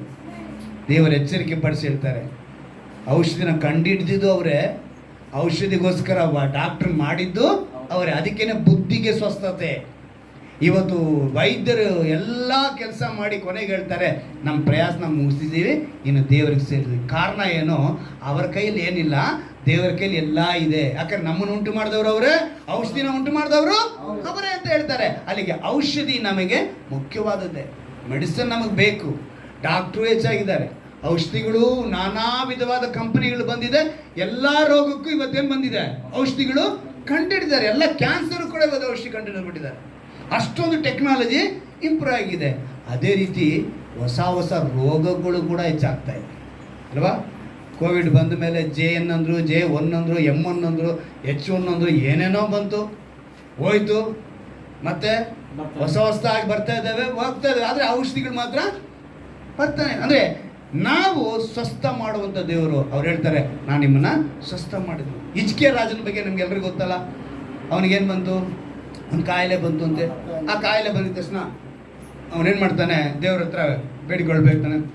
ಯೆಶಾಯ ಪ್ರವಾದಿ ಮೂಲಕ ಹೇಳಿ ಕಳಿಸ್ತಾರೆ, 15 ವರ್ಷ ಅವನಿಗೆ ಆಯುಷ್ಕಾಲ ಕೂಡಿಸ್ಕೊಳ್ತಾರೆ. ಆದರೆ ಅವ್ನು ಹೇಳಿ ಕಳಿಸುವಾಗ ಹಿಜ್ಕೀಯನಿಗೆ ಒಂದು ಮಾತು ಹೇಳ್ತಾರೆ. ಆ ವಾಕ್ಯ ನೋಡೋಣ. ಪ್ರವಾದಿ ಯೆಶಾಯನ ಗ್ರಂಥ 38ನೇ ಅಧ್ಯಾಯ. ಪ್ರವಾದಿ ಯೆಶಾಯನ ಗ್ರಂಥ 38ನೇ ಅಧ್ಯಾಯ 21ನೇ ವಾಕ್ಯ. ಪ್ರವಾದಿ ಯೆಶಾಯನ ಗ್ರಂಥ 38ನೇ ಅಧ್ಯಾಯ 21ನೇ ವಾಕ್ಯ. ಅಂಜೂರದ ಹಣ್ಣುಗಳ ಅಡೆಯನ್ನು ಧರಿಸಿ ಕುರುವಿನ ಮೇಲೆ ಇಟ್ಟರೆ ಅರಸನು ಗುಣ ಹೊಂದುವನು ಎಂದು ಅಪ್ಪಣೆ ಕೊಡಲಾಗಿ, ಹಿಜ್ಕೀಯನು ನಾನು ಗುಣ ಹೊಂದಿ ಯೆಹೋವನ ಆಲಯವನ್ನು ಸೇರುವೆನೆಂಬುದಕ್ಕೆ ಗುರುತೇನು ಎಂದು ಕೇಳಿದನು ಅಂತೇಳಿ ಬರೆಯಲ್ಪಟ್ಟಿದೆ. ಅಲ್ಲಿಗೆ ಅವನಿಗೇನು ಹೊಂದಿತ್ತು? ಒಂದು ಕುರು ಅನ್ನೋ ಪದಕ್ಕೆ ನಾವು ಇನ್ನೊಂದು ಹೇಳ್ಬೋದು, ಒಂಥರ ಗಡ್ಡೆ ಥರ ಅಂತ ಹೇಳ್ಬೋದು. ಅದನ್ನು ನಮ್ಮ ಭಾಷೆಯಲ್ಲಿ ತೆಗೆದುಕೊಂಡ್ರಿ ಅಂತ ಹೇಳಿದ್ರೆ, ಈಗಿನ ಟೆಕ್ನಾಲಜಿಗೆ ಹೇಳ್ಬೇಕಂದ್ರೆ, ಆವಾಗಿನ ಟೆಕ್ನಾಲಜಿಗೆ ಅದನ್ನು ಹೆಸರು ಹೇಳಲಿಲ್ಲ, ಅದಕ್ಕೆ ಹೆಸರು ಕಂಡಿಡ್ದಿಲ್ಲ. ಆದರೆ ಇವತ್ತಿನ ಟೆಕ್ನಾಲಜಿಗೆ ಅದನ್ನು ಏನಂತ ಹೇಳ್ಬೋದು ಅಂದರೆ, ಒಂಥರ ಕ್ಯಾನ್ಸರ್ ಗಡ್ಡೆ. ಅದೇನಾಗಿದ್ದದು? ಕ್ಯಾನ್ಸರ್. ಅದಕ್ಕೆ ಔಷಧಿ ಏನಂತ ಹೇಳಿದ್ರಂತೆ, ಅಂಜೂರದ ಹಣ್ಣುಗಳ ಅಡೆ. ಅಂದರೆ ಒಂದು ಮುದ್ದೆ ಥರ ಮಾಡಿ ಅಂಜೂರದ ಹಣ್ಣನ್ನು ತಗೊಂಡೋಗಿ ಏನು ಮಾಡಿ ನೀನು ಕುರು ಮೇಲೆ ಇಡು. ಒಂದು ಔಷಧಿ. ದೇವರು ಒಂದು ನೆನೆಸಿದ್ರೆ ಹಿಜ್ಕೀಯನಿಗೆ ಇವಾಗಲೇ ಸ್ವಸ್ಥವಾಗಲಿ ಅಂತ ಹೇಳಿದ್ರೆ ಆಗ್ತಿತ್ತ ಇಲ್ವೋ? ಪ್ರವಾದಿ ಮೂಲಕ ಅವನಿಗೆ ಹೇಳಿ ಕಳಿಸ್ಬೇಕಂತೆ. ಪ್ರವಾದಿ ಮೂಲಕ ಇದನ್ನು ತಗೊಂಡೋಗಿ ಅವನ ಮೇಲೆ ಇಡಬೇಕು ಅಂತ. ಏನಕ್ಕೆ? ಕಾರಣಗಳಿದೆ. ದೇವರು ಮಾಡುವಂಥದ್ದು ಪ್ರತಿಯೊಂದು ಡಿಫ್ರೆಂಟಾಗಿ ಮಾಡ್ತಾರೆ. ಕೆಲವರು ಮೀಟಿಂಗ್ ಬಂದಿರ್ತಾರೆ, ಅಲ್ಲೇ ಸ್ವಸ್ಥತೆ ಆಗಿರುತ್ತೆ. ಕೆಲವರು ಸಭೆಗೆ ವರ್ಷಾನುಗಟ್ಟಲೆ ಬರ್ತಿದ್ದಾರೆ, ಮೀಟಿಂಗ್ ಅವ್ರಿಗೆ ಸ್ವಸ್ಥತೆ ಆಗಿರಲ್ಲ. ಕಾರಣ ಅವರ ಮೇಲೆ ಇದ್ದಂಥ ಉದ್ದೇಶ ಅವ್ರು ಇವತ್ತೇ ರಕ್ಷಣೆಗೆ ಬರಬೇಕು ಅಂತ. ಇಲ್ಲಿ ರಕ್ಷಣೆಗೆ ಬಂದಿರುವಂಥ ನಿನಗೆ ಬಂದಿರುವಂಥದ್ದು, ನೀನು ಇನ್ನೂ ಯಥಾರ್ಥ ಸ್ಥಿತಿಯಲ್ಲಿ ದೇವರಲ್ಲಿ ನೆಲೆಗೊಳ್ಳಬೇಕು ಅಂತ. ಹಲ್ಲೆಲೂಯಾ. ಈ ಬಲಹೀನತೆ ನಿನಗೆ ಹೋಗೋವರೆಗೂ ನೀನು ದೇವ್ರನ್ನ ಗಟ್ಟಿಯಾಗಿ ಹಿಡಿದುಕೊಳ್ಳೋದಕ್ಕೆ ನೀನು ವಿಶ್ವಾಸಿಯಾಗಿದ್ದಾಗ ಬರೋದು. ವಿಶ್ವಾಸ ಎಲ್ಲದ ಬಂದವನಿಗೆ ನೀನು ದೇವರ ಹತ್ರ ಬಂದುಬಿಡ್ಬೇಕಂದ್ರೆ ಸ್ಪಾಟಲ್ಲಿ ಬಿಡುಗಡೆ. ಅವನು ಬಂದಿಲ್ಲ ಅಂದರೆ ನೆಕ್ಸ್ಟ್ ಅವನಿಗೆ ಬೇರೆ ವಿಷಯ. ಈ ವಿಷಯ ನಾವು ತಿಳ್ಕೋಬೇಕು. ದೇವರು ಅದನ್ನೇ ಮಾಡಿದ್ದು. ಒಬ್ಬೊಬ್ಬರಿಗೆ ಒಂದೊಂದು ರೀತಿಯಲ್ಲಿ ಮಾಡ್ತಾರೆ. ನಿಮ್ಗೆಲ್ರಿಗೂ ಗೊತ್ತು, ಬಾರ್ತಿಮ್ಯ ಇವತ್ತು ಹಾಡು ಹೇಳುವಾಗ ನೋಡಿದ್ರಿ, ಮೂರ್ತಿ ಹಾಡು ಹೇಳಿದಾಗಲೂ ಆ ವಾಕ್ಯಗಳು ಇವತ್ತಿನ ಸಂದೇಶಕ್ಕೆ ಸಂಬಂಧಪಟ್ಟದ್ದು ಬಂತು. ಮಂಜು ಹಾಡು ಹೇಳಿದಾಗಲೂ, ದಾವೀದ ಕುಮಾರುಡ ನನ್ನು ದಾಟಿ ಪೋಕೆಯ, ನಜರೇತುವಾಡ ನಾನು ವಿಡಿಸಿ ಪೋಕೆಯ ಎಂತ ಆಡಲ್ವಾ? ಬಾರ್ತಿಮ್ಯ ಏನು ಹೇಳ್ದ? ದಾವೀದನ ಕುಮಾರನೇ ನನ್ನ ಕರುಣಿಸು. ತಕ್ಷಣ ದೇವರು ನಿಂತರು. ಆದರೆ ಅಕ್ಕಪಕ್ಕದಲ್ಲಿದ್ದವ್ರು ಏನು ಹೇಳಿದ್ರು ಗೊತ್ತಾ? ಅವ್ರಿಗೇನು ಕೆಲಸ ಇಲ್ಲನಪ್ಪ, ಅವ್ರ ಕೆಲಸದ ಮೇಲೆ ಹೋಗ್ತಾ ಇದ್ದಾರೆ, ಸುಮ್ಮನೆ ಇರು ಅಂತೇಳಿ ಗದರಿಸಿದ್ರು. ಇವನೇನು ಮಾಡ್ದ ಗೊತ್ತಾ? ಸೌಂಡ್ ಜಾಸ್ತಿ ಮಾಡ್ದ. ಇವನೇನು ಮಾಡ್ದ? ಸೌಂಡ್ ಜಾಸ್ತಿ ಮಾಡ್ದ. ನೋಡಿ, ದೇವ್ರು ನಿಂತರು. ಬಂದು ಕೇಳಿದ್ರು ಏನು ಬೇಕು ಅಂತ. ಅವನು ಹೇಳ್ದ, ನಾನು ನಿನ್ನ ನೋಡಬೇಕು ಅಲ್ವಾ? ಒಂದು ಹಾಡಿದೆ, ನಿನ್ನ ನೋಡಬೇಕು ಎಸಯ್ಯ, ನಿನ್ನೊಂದಿಗಿರಬೇಕು, ನಿನ್ನ ನೋಡಬೇಕು ಎಸಯ್ಯ, ನಿನ್ನೊಂದಿಗಿರಬೇಕು, ನಿನ್ನೊಂದಿ ಬಾಳಬೇಕು ಎಸಯ್ಯ, ನಿನ್ನೊಂದಿಗೆ ನಡೆಯಬೇಕು, ನಿನ್ನೊಂದಿ ಬಾಳಬೇಕು ಎಸಯ್ಯ, ನಿನ್ನೊಂದಿಗೆ ನಡೆಯಬೇಕು, ನಿನ್ನ ನೋಡಬೇಕು ಎಸಯ್ಯ, ನಿನ್ನೊಂದಿಗೆ ಇರಬೇಕು. ಎಷ್ಟು ಅದ್ಭುತ ಅಲ್ವಾ? ಅದನ್ನೇ ಮಾಡ್ದ ಬಾರ್ತಿಮೇಯ. ಒಬ್ಬರು ಸೇವಕನ ಬಳಿ ಒಬ್ಬ ಯವನಸ್ಥ ಬಂದಂತೆ, ಮಾಸ್ಟರ್ ನಿಮಗೆ ಬೈಬಲ್ನಲ್ಲಿ ತುಂಬ ಯಾರು ಇಷ್ಟ ಅಂತ ಕೇಳಿ. ಬೈಬಲ್ನಲ್ಲಿ ತುಂಬ ಜನ ಇದ್ದಾರಪ್ಪ, ತುಂಬ ಜನ ನಾನು ಹೇಳ್ಬೋದು ಅಂತ. ಸರ್ ನಿನಗೆ ಯಾರು ಇಷ್ಟ ಅಂತ ಹೇಳೋದು ನಾನು ಕೇಳಿದ್ರಂತೆ ಆ ಯವನಸ್ಥನ ಹೇಳಿದಂತೆ, ನನಗೆ ಬಾರ್ತಿಮೇಯ ಅಂದಂತೆ. ಯಾಕಪ್ಪ ಅಂತ. ಮಾಸ್ಟರ್, ಹಳೆ ಒಡಂಬಡಿಕೆಯಲ್ಲಿ ಅಂತ ಪ್ರವಾದಿಗಳು, ಅನೇಕ ಭಕ್ತರುಗಳು ಸೃಷ್ಟಿನ ನಿಲ್ಲಿಸಿದ್ರು. ಯಾವ್ದನ್ನ ನಿಲ್ಲಿಸಿದ್ರು? ಸೂರ್ಯ ಚಂದ್ರನ ನಿಲ್ಲಿಸಿದ್ರು. ಆದ್ರೆ ಹೊಸ ಒಡಂಬಡಿಕೆಯಲ್ಲಿ ಇರುವಂತ ಈ ಬಾರ್ತಿಮೇಯ ಆ ಸೃಷ್ಟಿಕರ್ತನನ್ನೇ ನಿಲ್ಲಿಸಿದ. ಯಾರು ನಿಲ್ಲಿಸಿದ? ಎಷ್ಟು ಪವರ್ ಅವನಿಗೆ. ಅಲ್ವಾ? ಸೃಷ್ಟಿಕರ್ತನೇ ನಿಲ್ಲಿಸ್ಬಿಟ್ಟ. ನನಗೆ ಅದಕ್ಕೆ ಅವನು ಇಷ್ಟ ಅನ್ನಂದ ಯೌವನಸ್ಥ. ಅಂದರೆ ಸೃಷ್ಟಿಕರ್ತನ ಏನಾಗಿದ್ದಾರೆ? ಹತ್ತಿರದಲ್ಲಿದ್ದಾರೆ, ದೂರವಾದವನಲ್ಲ. ವಾಗ್ದಾನ ಏನಂತ ಹೇಳ್ತಿದ್ದಾರೆ? ಹತ್ತಿರ ಇದೆ. ನಿಂತ್ಕೊಂಡ್ರು, ಅವನ ಮಾತನ್ನ ಕೇಳಿದ್ರು. ಎಷ್ಟೋ ಶಬ್ದ, ಏಸು ಹೋಗ್ಬೇಕಾದ್ರೆ ಎಷ್ಟೋ ಗಲಿಬಿಲಿ, ಎಷ್ಟೋ ಗೊಂದಲ ಅಲ್ಲಿ. ಆದರೆ ಅವನ ಕೂಗು ಅವ್ರಿಗೆ ಕೇಳಿಸ್ತು. ಅವನು ಎಷ್ಟು ಕೂಗಿಗಿರ್ಬೋದು? ನಿನ್ನ ಸುತ್ತಲೂ ಇರೋರು ಇವತ್ತು ನೀನು ಹೇಳ್ಬೋದು, ಏನು ನಿನ್ನ ಕ್ರೈಸ್ತನಾಗಿ ಏನು ಕಂಡುಕೊಂಡೆ, ಏನು ಚರ್ಚ್ ಅಂತ ಹೋಗಿ ಏನು ಕಂಡುಕೊಂಡೆ, ದೇವರ ಬಳಿ ಬಂದು ನೀನು ಏನು ಕಂಡುಕೊಂಡೆ ಅಂತ ಹೇಳ್ಬೋದು. ಆದರೆ ನೀನು ಕೂಗೋದು ಮಾತ್ರ ನಿಲ್ಲಿಸ್ಬೇಡ. ಏನು ಮಾಡಬೇಡ? ನೀನು ಕೂಗೋದು ನಿಲ್ಲಿಸ್ಬೇಡ. ನೀನು ಕೂಗೋದು ನಿಲ್ಲಿಸಿದ್ರೆ ಅವ್ರು ನಿನ್ನ ಹತ್ರ ಬರಲ್ಲ. ನೀನು ಕೂಗ್ತಾ ಇದ್ರೆ ಹೋಗ್ತಾ ಇರೋರಲ್ಲ ಅವ್ರ ಜೊತೆಗೆ ಇರ್ಬೋದು, ನಿನ್ನ ಜೊತೆಗೆ ಹತ್ತಿರವಾಗೇ ಇರ್ತಾರೆ. ಅದನ್ನು ಯೋಚನೆ ಮಾಡಿ ರಕ್ಷಣೆ ಹೊಂದಬೇಕು. ಅದಕ್ಕೆ ನೋಡಿ, ಇದೊಂಥರ ಮಿರಾಕಲ್ ಆಯಿತು. ಇನ್ನೊಂದು ಕಡೆ ಮಿರಾಕಲ್ ಇದೆ. ಇದೇ ಥರ ಕುರುಡನಿಗೆ ಅವನು ಕೂಡ ನಾನು ನೋಡಬೇಕು ಅಂತ ಹೇಳಿದ ತಕ್ಷಣ ದೇವ್ರು ಏನು ಮಾಡ್ತಾರೆ ಗೊತ್ತಾ? ಈ ಜೊತೆಗಿದ್ದ ಶಿಷ್ಯರಲ್ಲ, ಇವನಿಗೆ ಕಾಯಿಲೆ ಬರೋಕ್ಕೆ ಕಾರಣ ಏನು, ಇವನು ಹುಟ್ಟು ಕುರುಡನಾಗೋದಕ್ಕೆ ಕಾರಣ ಏನು ಅಂತ ಕೇಳಿದಾಗ ಇವನು ಮಾಡಿದ ಪಾಪಗಳು ಅಥವಾ ಇವನು ತಂದೆ ತಾಯಿಗಳು ಮಾಡಿದ ಪಾಪಗಳು ಅಂತ ಹೇಳ್ಬಿಟ್ರು. ಇವತ್ತು ಪಾಪಗಳಿಗೆ ಅನೇಕರು ಹೇಳಿ ಗೊತ್ತಾ, ಇವ್ರ ಅಪ್ಪ ಅಮ್ಮ ಮಾಡಿದ್ದು ಅಂತ ಹೇಳ್ತಾರೆ. ಇಲ್ಲ ಇವನೇನು ಮಾಡಿದ್ನೋ ಓದೋ ಜನ್ಮದಲ್ಲಿ ಇದೆ, ಓದ್ ಜನ್ಮನೂ ಇಲ್ಲ, ಈ ಜನ್ಮನೂ ಇಲ್ಲ. ಅವ್ರವ್ರು ಮಾಡಿದ ಪಾಪ ಅವ್ರವ್ರಿಗೇನೆ, ತಂದೆ ಮಾಡಿದ ತಂದೆಗೇನೆ, ಮಕ್ಕಳು ಮಾಡಿದ್ದು ಮಕ್ಕಳಿಗೇನೆ. ತಂದೆದು ಮಕ್ಕಳಿಗೆ ಹೋಗಲ್ಲ, ಮಕ್ಕಳಿಗೆ ಬರಲ್ಲ, ಪುಣ್ಯನೂ ಹೋಗಲ್ಲ, ಪಾಪನೂ ಬರಲ್ಲ. ಸತ್ಯವೇದ ಸ್ಪಷ್ಟವಾಗಿ ಹೇಳಿದೆ. ಆದರೆ ದಶಾಜ್ಞೆ ಕೊಡಬೇಕಿರೋ ಹೇಳಿದಂಥ ಮಾತು ಇಸ್ರಾಯೇಲರಿಗೆ ಮಾತ್ರ. ಅದನ್ನು ತಗೊಂಬಂದು ಈಗಿರುವಂಥ ನಮಗೆಲ್ಲ ಅನ್ವಯಿಸಬಾರ್ದು. ಅದನ್ನು ಚೆನ್ನಾಗಿ ತಿಳ್ಕೋಬೇಕು. ದಶಾಜ್ಞೆಯಲ್ಲಿ ನಾನು 3-4 ತಲೆಮಾರುಗಳವರೆಗೂ ನಾನು ರಕ್ಷಿಸ್ತೀನಿ ಅಂತ ಹೇಳಿದಲ್ಲ, 1000 ತಲೆಗಳವರೆಗೂ ನಾನು ನಿಮ್ಮನ್ನು ನೋಡ್ತೀನಿ ಅಂತ ಹೇಳಿದಾರಲ್ಲ. ಏನು 3-4 ತಲೆಮಾರುವರೆಗೂ ಏನು ಮಾಡ್ತಾರೆ? ದೇವರು ಶಿಕ್ಷೆ ಕೊಡ್ತಾರೆ.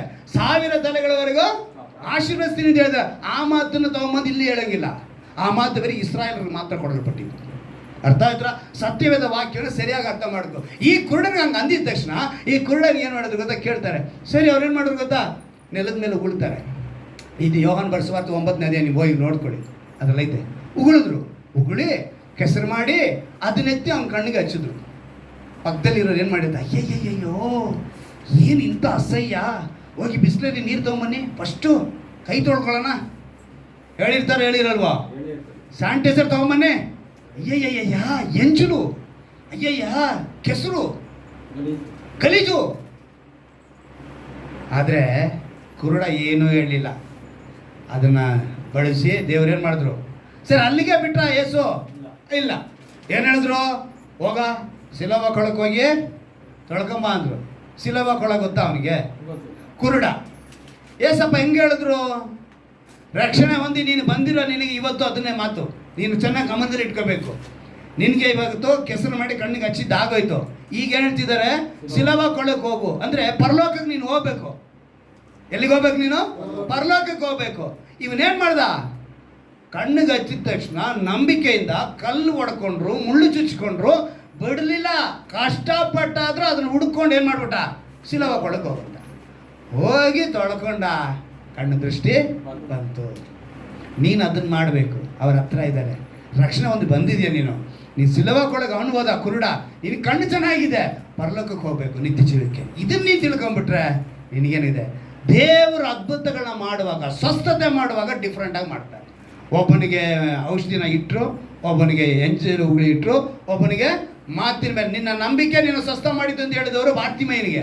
ಆದರೆ ಈ ಕುರುಡನಿಗೆ ಉಗುಳಿ ಹಚ್ಚಿ ಸಿಲೋವ ಕೊಳಕ್ಕೆ. ಇಷ್ಟು ಡಿಫ್ರೆಂಟಾಗಿ ವಿಶ್ವಾಸಿಗಳ ಬಳಿ ದೇವರು ಅದನ್ನೇ ಮಾಡೋದು. ಕೊನೆಯದಾಗಿ ಉದ್ಧರಿಸಿದನು. 31ನೇ ವಾಕ್ಯ ಅಲ್ವಾ? ಏನು ಉದ್ಧರಿಸುವನು ಅಂತ ಹೇಳಿದ್ರೆ ಸಾಮಾನ್ಯವಾಗಿ ಮಕ್ಕಳಿಗೆ ನಾವು ಅಥವಾ ಯಾರಿಗಾನ ಅವನ ಉದ್ಧಾರ ಆಗಲ್ಲ ಬಿಡ್ರಿ ಏನಂತ ಹೇಳ್ತೀವಿ? ಅವನು ಎಮ್ಮೆ ಮೇಯ್ಸಕ್ಕೆ ಲಾಯಕ್. ಏನಂತ? ಕುರಿ ಮೇಯ್ಸಕ್ಕೆ ಲಾಯಕ್. ಇವತ್ತು ಆ ಮಾತೆಲ್ಲ ಹೇಳಂಗಿಲ್ಲ. ಕುರಿ ಮೇಯಿಸೋರು ಕೋಟ್ಯಾಧಿಪತಿಗಳು. ಇವತ್ತು ಕುರಿ ಮೇಯಿಸೋರು ಯಾರು? ಕೋಟ್ಯಾಧಿಪತಿಗಳು. ಭೂಮಿ ಇಟ್ಟವನು ಇವತ್ತು ಕೋಟ್ಯಾಧಿಪತಿ. 1 ಎಕರೆ ಭೂಮಿ ಇದ್ದರೆ ಕರೆಕ್ಟಾಗಿ ಇವತ್ತಿನ ಟೆಕ್ನಾಲಜಿ ಪ್ರಕಾರ ಬೆಳೆ ಬೆಳೆದ್ರೆ 1 ಲಕ್ಷ ಲಾಭ ನೋಡ್ಬೋದಂತೆ. ಸರ್ವೆ ಹೇಳ್ತಾ ಇದೆ. 1 ಎಕರೆ ಇರೋನು 1 ಲಕ್ಷ ನೋಡ್ಬೋದು ಅಂತ ಹೇಳ್ತಾ ಇದೆ. ಆದರೆ ಯಾರು ಏನು ಮಾಡ್ತಾ ಇಲ್ಲ, ಹಳ್ಳಿಯಲ್ಲಿರೋ ಜನ ಎಲ್ಲ ಬೆಂಗಳೂರಿಗೆ ಬಂದ್ಬಿಟ್ಟು ಕಾರ್ ಓಡಿಸ್ಕೊಂಡು ಆಟೋ ಓಡಿಸ್ಕೊಂಡು ಹಿಂಗೆ ಮಾಡ್ತಾರೆ. ಭೂಮಿನ ಬರಡಾಗಿ ಬಿಟ್ಟಿದ್ದಾರೆ. ರೈತರನ್ನ ಯಾರು ಕಾಪಾಡ್ತಾ ಇಲ್ಲ, ರೈತರನ್ನ ಬೆಳೆಸ್ತಾನೂ ಇಲ್ಲ. ರೈತರಿಗೆ ಕೊಟ್ಟು ಸಾಲಾಗಿ ಮಾತ್ರ ಏನು ಮಾಡ್ತಾರೆ ಎಲ್ಲರೂ? ಕುತ್ತಿಗೆ ಮೇಲೆ ನಿಂತ್ಕೊತಾರೆ. ಆದರೆ ಅಲ್ಲಿ ಕೋಟಿಗಟ್ಟಲೆ ಮಾಡ್ಕೊಂಡಿರೋನು ಹೋಗ್ತಾ ಇದ್ದಾನೆ. ದೇವರು ಹೇಳ್ತಾರೆ, ಉದ್ಧರಿಸುವೆನು. ನೀನೇನು ಮಾಡಬೇಕು? ಅವರ ಬಳಿ ಇರಬೇಕು. ದಾವೀದನು ಬಿದ್ದು ಹೋಗೋದಕ್ಕೆ ಕಾರಣ ಅವನ ಮಗನೇ ಬಂದ, ಅಬ್ಷಾಲೋಮನು. ಅವನ ಹೇಗಾರ ಮಾಡಿ ರಾಜನ ಕೆಳಗಿಂದ ಇಳಿಸ್ಬೇಕು. ಅದಕ್ಕೆ ಅವನ ಮಂತ್ರಿ ಅಹಿತೋಫೆಲ್ ಏನು ಮಾಡ್ತಾನೆ ಗೊತ್ತಾ? ಕುತಂತ್ರ ಮಾಡ್ತಾನೆ. ಆದರೆ ದೇವರು ಹೇಳಿದ್ರು, ನಾನು ನಿನ್ನ ಉದ್ಧರಿಸುವುದನು. ಆ ಸಮಯದಲ್ಲಿ ಅವನಿಗೆ ತನ್ನ ಸ್ವಂತ ಮಗ ವಿರೋಧವಾಗಿ ಬಂದುಬಿಟ್ಟಿದ್ದಾನೆ. ಸ್ವಂತ ಮಂತ್ರಿ ಅವನು ಇವನಿಗೆ ಕುತಂತ್ರ ಮಾಡಿ ಹೇಳ್ಕೊಡ್ತಿದ್ದಾನೆ. ಆ ಟೈಮ್ನಲ್ಲಿ ರಚಿಸಿದ್ದೆ ಈ 30ನೇ ಕೀರ್ತನೆ. ಅಲ್ಲೆಲ್ಲಯ್ಯ ಏನಂತ ಹೇಳ್ತಾನೆ? ಉದ್ಧರಿಸುವನು ಅವನೇ, ಸ್ವಸ್ಥಪಡಿಸುವನು ಅವನೇ, ಬದುಕಿಸುವವನು ಆತನೇ, ಯೆಹೋವನೇ ಅಂತ ಹೇಳಿ ಹೇಳ್ತಾನೆ. ಇವತ್ತು ನೀನು ನಾನು ಹತ್ತಿರವಾಗಿರುವಂಥ ದೇವರ ಬಳಿ ಒಪ್ಪಿಸಿಕೊಡೋಣ, ಮೊಣಕಾಲಾಕಿ ನಾವೆಲ್ಲರೂ ಕೂಡ. ಆತನೇ ನಮ್ಮಲ್ಲಿ ಒಬ್ಬನಿಗೂ ದೂರವಾದವನಲ್ಲ, ಮಾತು ಕೊಟ್ಟಂತೆ ನಡೆಸುವಂಥ ದೇವರು. ಒಂದು ವೇಳೆ ಅವರು ತಡವಾಡಿ ಕಂಡುಕೊಂಡಾರೇನೋ, ಏನಂತೆ? ಒಂದು ವೇಳೆ ಅವರು ತಡವಾಡಿ ಕಂಡುಕೊಂಡಾರೇನೋ, ತನ್ನನ್ನು ಹುಡುಕುವರನ್ನಾಗಿ ಮಾಡಿದನು. ಏನು ಮಾಡಿದ್ರಂತೆ? ತನ್ನನ್ನು ಹುಡುಕುವರನ್ನಾಗಿ. ಭೂಮಿ ಆಕಾಶಗಳು ಅಳಿದು ಹೋಗುತ್ತವೆ, ಆದರೆ ದೇವರ ಮಾತುಗಳು ಅಳಿದು ಹೋಗುವುದಿಲ್ಲ. ದೇವರ ಮಾತುಗಳು ಯಾವತ್ತೂ ಜೀವವುಳ್ಳದಾಗಿದೆ. ಇವತ್ತು ನಿನ್ನನ್ನು ನನ್ನನ್ನು ಬದುಕಿಸುವಂಥ ಮಾತುಗಳು. ಅವ್ರು ಹೇಳ್ತಾರೆ, ಬದುಕಿಸಿದನು, ಸ್ವಸ್ಥ ಮಾಡಿದನು, ಎಂತ ಹೇಳಿದ್ರು, ಉದ್ಧರಿಸಿದನು. ದೇವರು ಹೇಳುವಂಥ ಮಾತುಗಳನ್ನು ನಾವು ನೆನಪಿಗೆ ತೆಗೆದುಕೊಳ್ಬೇಕು. ಇವತ್ತು ಧ್ಯಾನಿಸಿದ ವಾಕ್ಯಗಳನ್ನು, ಹಿಜ್ಕೀಯನ ಪ್ರಾರ್ಥನೆ ಕೇಳಿ ಆತನಿಗೆ ಅವರು 15 ವರ್ಷ ಕೂಡಿಸಿಕೊಟ್ಟರು ಕೂಡ, ಆ 15 ವರ್ಷ ಕೂಡಿಸಿದಾಗ ಅಂಜೂರದ ಹಣ್ಣುಗಳ ಮುದ್ದೆ ಆ ಕುರುವಿನ ಮೇಲೆ ಇಟ್ಟ ಮೇಲೆ ಅದ್ಭುತ ನಡೆಯಿತು. ಬಾರ್ತಿಮೆಯ ಕುರುಡನಿಗೆ ನಿನ್ನ ನಂಬಿಕೆ ಸ್ವಸ್ಥ ಮಾಡಿತು ಅಂತ ಹೇಳಿದ್ರು. ಇನ್ನೊಂದು ಸ್ಥಳದಲ್ಲಿ ಇನ್ನೊಬ್ಬ ಕುರುಡನಿಗೆ ಅವರು ನೆಲದ ಮೇಲೆ ಉಗುಳಿ ಕೆಸರನ್ನು ಹಚ್ಚಿ ಶಿಲವಾಕೊಳ್ಳಕ್ಕೆ ಹೋಗು ಅಂತ ಹೇಳಿದ್ರು. ದೇವರ ಒಂದೊಂದು ಅದ್ಭುತಗಳು, ಸ್ವಸ್ಥತೆಗಳು, ಬಿಡುಗಡೆಗಳು ಪ್ರತ್ಯೇಕವಾಗಿರ್ತವೆ. ಆದರೆ ನೀನು ನಂಬಿಕೆಯಿಂದ ದೇವರ ಬಳಿ ಬರಬೇಕು. ಅವರು ನಿನ್ನ ಬದುಕಿಸ್ತಾರೆ. ನೀನು ಪಾಪದ ಪಾಲಿಗೆ ಸತ್ತವನಾಗಿರಬೇಕು. ಯಾಕಂದರೆ ಪಾಪಿಯಾಗಿರುವಂಥ ನಿನಗಾಗಿ ಆತನು ಶಿಲುಬೆ ಮೇಲೆ ಬಲಿಯಾಗಿದ್ದಾನೆ. ನಿನ್ನನ್ನು ಬದುಕಿಸುವುದಕ್ಕಾಗಿ ಅಪರಾಧಗಳ ದೆಸೆಯಿಂದ, ಪಾಪಗಳ ದೆಸೆಯಿಂದ ಸತ್ತವರಾಗಿದ್ದ ನಮ್ಮನ್ನು ಕ್ರಿಸ್ತನೊಂದಿಗೆ ಬದುಕಿಸಿದ್ದಾನೆ ತಂದೆಯಾದ ದೇವರು. ಆತನು ಹೇಳುವಂಥ ಮಾತು ಇವತ್ತು ನೀನು ನಾನು ತಿಳ್ಕೋಬೇಕು. ಸ್ವಸ್ಥಪಡಿಸಿದಂಥ ದೇವರು, ಉದ್ಧರಿಸುವಂಥ ದೇವರು, ಸ್ವಂತದವರೇ, ಬಂಧು ಬಳಗದವರೇ, ಸುತ್ತಲಿರುವವರೇ ನಿನಗೆ ವಿರೋಧವಾಗಿ ಬಂದರೂ ಕೂಡ ನಿನ್ನ ಉದ್ಧರಿಸುವ ದೇವರು ಆತನಾಗಿದ್ದಾನೆ. ಆತನೇ ಯೇಸು, ಆತನೇ ಯೇಸು. ಆ ಯೇಸು ಎಂಬ ನಾಮದಲ್ಲಿ ಅದ್ಭುತ ಇದೆ. ಒಪ್ಪಿಸಿಕೊಡು. ಹೌದು ರಾಜ, ಇವತ್ತು ನಾವು ಕೇಳಿದ ವಾಕ್ಯಕ್ಕೆ ಒಪ್ಪಿಸಿಕೊಟ್ಟವರಾಗಿ ನಿನ್ನ ಬಳಿ ನಾವು ಮೊರೆ ಇಡುತ್ತಿದ್ದೇವೆ ರಾಜ. ನಮ್ಮನ್ನು ಬದುಕಿಸುವ ದೇವರು ನೀನಾಗಿದ್ಯಾ, ಸ್ವಸ್ಥಪಡಿಸುವ ದೇವರು ನೀನಾಗಿದ್ಯಾ, ಉದ್ಧರಿಸುವ ದೇವರು ನೀನಾಗಿದೆ ಕರ್ತನೆ. ನಿನ್ನ ಬಳಿ ಒಪ್ಪಿಸಿಕೊಡುತ್ತೇವೆ. ಈ ತಿಂಗಳು ಪೂರ್ತಿಯಾಗಿ ಕರ್ತನೆ ಈ ವಾಗ್ದಾನ ಆಶೆ ಹೊಂದಿಕೊಳ್ಳುವಂತೆ ಕೃಪೆ ಮಾಡಿಕೊಡಿ. ಯಾವ ತಡೆ ಇಲ್ಲದಂತೆ ನಾವು ಬದುಕುವಂತೆ ಕೃಪೆ ಮಾಡಿಕೊಡಿ. ಸ್ವಸ್ಥತೆಯಿಂದ ಇರುವುದು ಉದ್ಧರಿಸಿ. ಅದು ಮಾತ್ರವಲ್ಲ ಕರ್ತನೆ, ಈ ತಿಂಗಳು ಹುಟ್ಟಿದ ದಿವಸ ಶುಭ ಕಾರ್ಯ ಮಾಡುವಂಥ ಪ್ರತಿಯೊಬ್ಬರನ್ನು ಆಶ್ವಸಿಸಿ. ಈ ವಾಕ್ಯವನ್ನು ಕೇಳುವಂಥ ಯಾರೇ ಆಗಿದ್ದರೂ ಅವ್ರನ್ನು ಬಲಪಡಿಸಿ ಆಶ್ವಸಿಸಿ. ಯೇಸುವಿನ ನಾಮದಲ್ಲಿ ಪ್ರಾರ್ಥಿಸ್ತೇನೆ.